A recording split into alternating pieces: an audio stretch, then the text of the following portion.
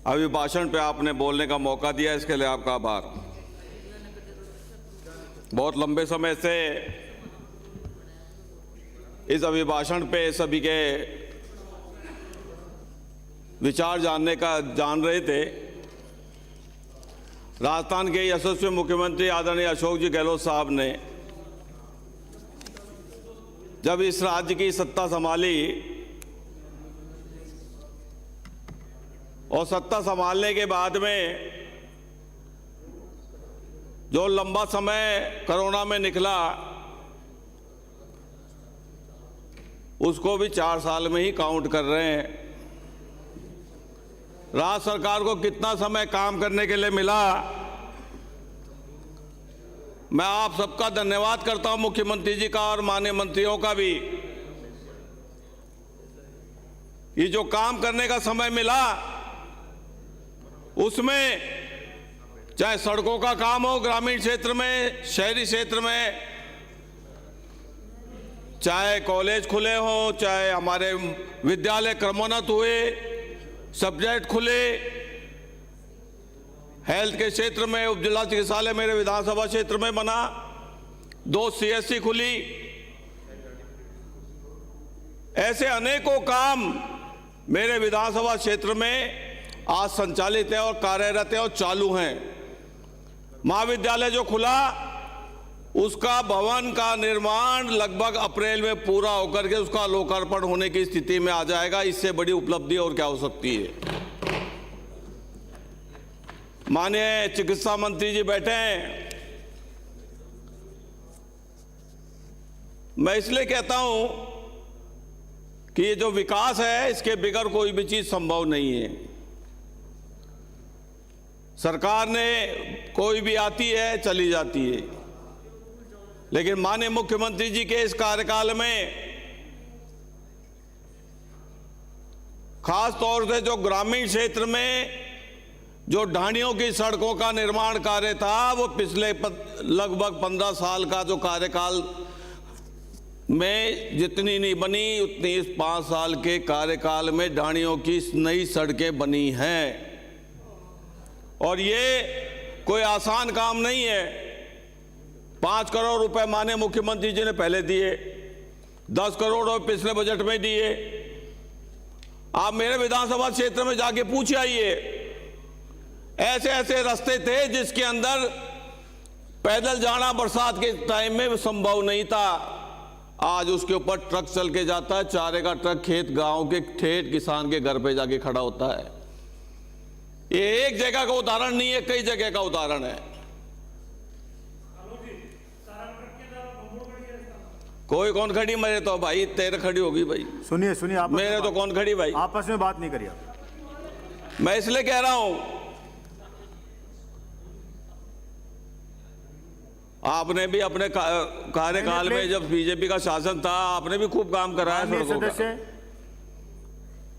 मैं आपको इसलिए कह रहा हूं कि माननीय मुख्यमंत्री जी ने किस क्षेत्र में काम नहीं किया, चाहे वो स्वास्थ्य का क्षेत्र हो, चाहे शिक्षा का क्षेत्र हो, चाहे सामाजिक सुरक्षा का क्षेत्र हो, चाहे बिजली का हो, चाहे और अन्य क्षेत्र जो भी हैं, किसी भी क्षेत्र को उन्होंने प्रगति के रफ्तार से पीछे नहीं छोड़ा है।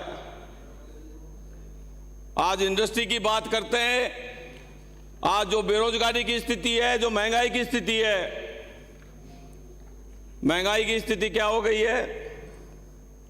आटा कितने, आपका जब बीजेपी का राज आया दिल्ली में, उस समय क्या आटे की रेट थी और आज क्या हो गई है।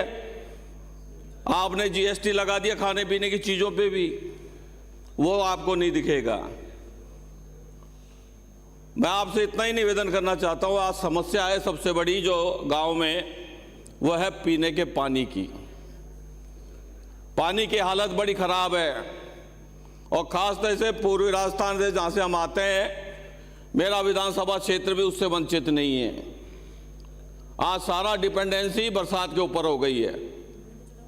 पानी नीचे किस स्तर पे है वो हमारे को अच्छी तरह पता है। और मेरे को बड़ी खुशी थी इस बात की जब ये पूर्वी कैनाल प्रोजेक्ट का बात चली और ये उम्मीद जगी कि इस प्रदेश के ही मंत्री केंद्र में मंत्री हैं, इसलिए उम्मीद जगी कि जो भी कोई मंत्री बनता है वो कहीं ना कहीं अपने विभाग का और अपने प्रदेश का विकास करने में 4 चीजें एक्स्ट्रा ही देता है।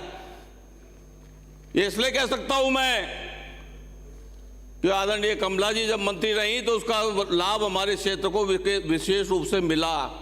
आज जो भी मंत्री बने हुए हैं, पहले बने हैं, उनका निश्चित रूप से प्रदेश अपने क्षेत्र को लाभ एक्स्ट्रा मिलता ही मिलता है। लेकिन बड़ी निराशा हाथ लगी कि इस योजना के संबंध में जो उनका दृष्टिकोण होना चाहिए था वो हमारे को नजर नहीं आया। और ये इसलिए कह रहा हूं कि माननीय मुख्यमंत्री जी इस सदन में ही विपक्ष के लोगों को कह चुके कि आप आगे चले, हम आपके पीछे चलते हैं प्रधानमंत्री के पास में जाके इसको राष्ट्रीय योजना घोषित कराने के लिए। कोई तैयार नहीं हो रहा। सांसद बने हुए हैं लेकिन इस संबंध में एक शब्द भी कई पब्लिक के बीच में नहीं बोल के आते कि इस योजना को हम लागू कराने में प्रधानमंत्री जी से बात करेंगे। मैं इसलिए कह रहा हूं आपको, पानी बहुत बड़ा मुद्दा हो चुका है। कृपया 2 मिनट में इसलिए कहता हूं मैं 2 मिनट लूंगा माननीय सभापति महोदय, लेकिन मैं इतना जरूर बताना चाहता हूं, आज जनता कोई समझती नहीं है ऐसी बात नहीं है, सब चीजें समझती है, पब्लिक सब जानती है कौन काम कर रहा है, कौन से काम नहीं किया। ये सब फैसला जनता करती है, आने वाले समय में भी करेगी, आपको देखने को मिलेगा। मैं इसलिए कहता हूं कि हम गांव में जाते हैं, ये कह रहे हैं ये गांव में जाओगे तो, हम रोज ही गांव में जाते हैं भाई। हमारे को तो ये स्थिति हो गई है कि हमने जो काम किया तो हमारे पास मांग ज्यादा आने लग गई है। पहले मांग ही नहीं थी। मांग इसलिए नहीं थी, काम कोई करता नहीं था तो जनता भी सोचती थी काम होगा ही नहीं। अब ये समझने लग गई कि अरे काम होता है तो ज्यादा मांग करने लग गई है। और माननीय चिकित्सा मंत्री जी बैठे हैं, इन्होंने बहुत नवाचार किया इस विभाग में। जो सरप्लस लोग थे उनको उस जगह भेजा है जहां पे लोग नहीं थे, चाहे जोधपुर, पाली, जालोर, इस एरिया के अंदर एएनएम, जीएनएम को काफी लोगों को इन्होंने वहां पदस्थापित किया है, जिससे उस क्षेत्र के अंदर जो कमी है उसकी पूर्ति कर सके। डॉक्टर्स को भी भेजा है। लगातार जानते हैं कि कहां पे क्या कमी बेची है। ये कमी बेची कोई एक दिन की नहीं है, लेकिन मैं आपसे इतना ही कहना चाहता हूं, ये जो ईआरसीपी की मांग है उसके अंदर आप लोग भी सकारात्मक रूप से अपना दृष्टिकोण सामने रखें। जनता के नहीं आने वाले समय में आपको भी पूछेगी जनता कि आपने इसमें क्या किया। आप सत्ता में थे दिल्ली। एक सेकंड, थैंक यू। मैं एक बात जरूर कहना चाहूंगा, मेरा शाहपुरा विधानसभा क्षेत्र 1981 से लेके आज तक जिले की मांग के लिए लड़ता रहा है, और मैं भी पुरजोर तरीके से मांग करता हूं कि मेरे शाहपुरा को जिला बनाया जाए। इसकी मांग मैं आपके माध्यम से माननीय मुख्यमंत्री जी को निवेदन करता हूं और हाउस को भी निवेदन करता हूं। आपने बोलने का मौका दिया, धन्यवाद। जय हिंद, जय भारत। दोनों ही पक्ष के